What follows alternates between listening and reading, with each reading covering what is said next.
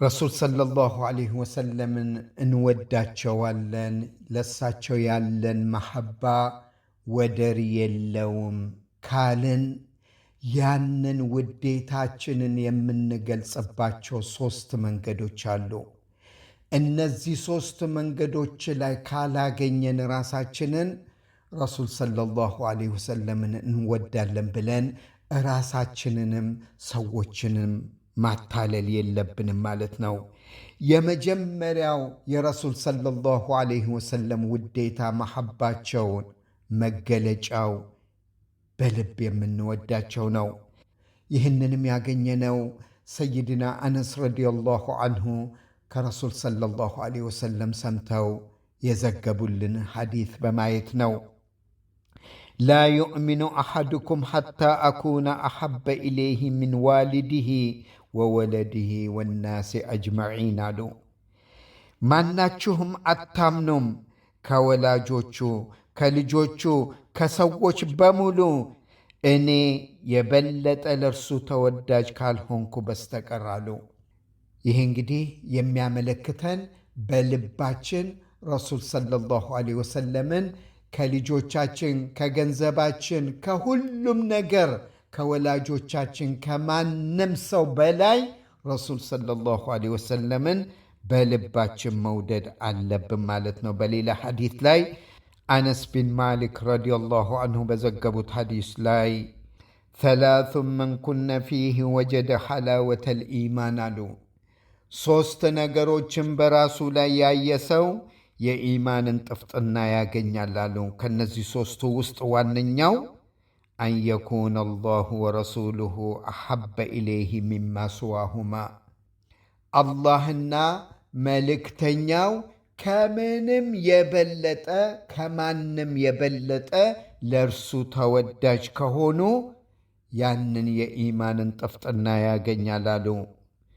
አንደኛው እንግዲህ የልባችን ተግባር ነው። በልባችን ረሱል ሰለላሁ ዐለይሂ ወሰለምን መውደድ አለብን ማለት ነው። ሁለተኛው በተግባር የምንገልጽበት ውዴታን የሚያመለክት ነው።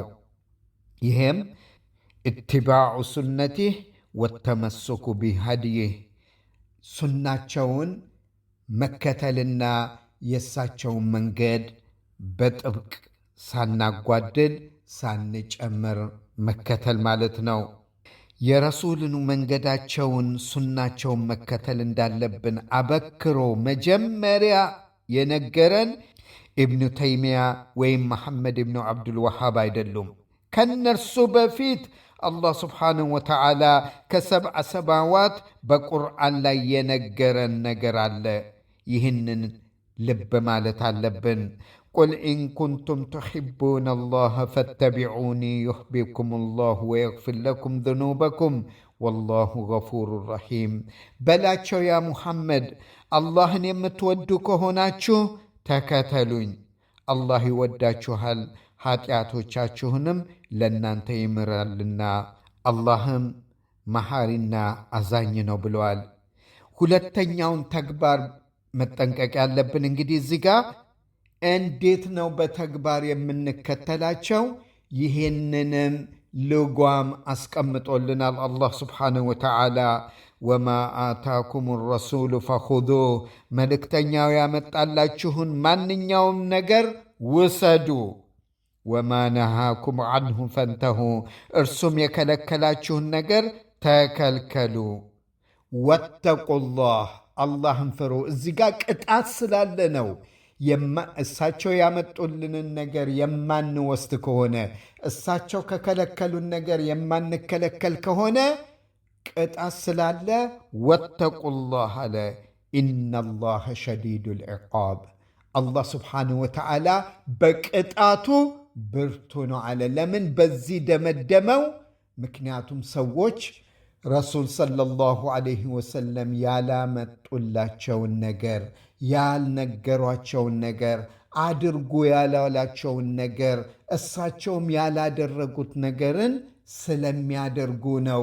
አላህ ስብሓንሁ ወተዓላ ይህንን አያ ወማ አታኩም ረሱሉ ፈኹዙህ ወማ ነሃኩም ዐንሁ ፈንተሁ ወተቁላህ ኢነላህ ሸዲዱል ዒቃብ። በዚህ የደመደመው ሰዎች ይህንን ድንበር ስለሚያልፉ ነው ማለት ነው።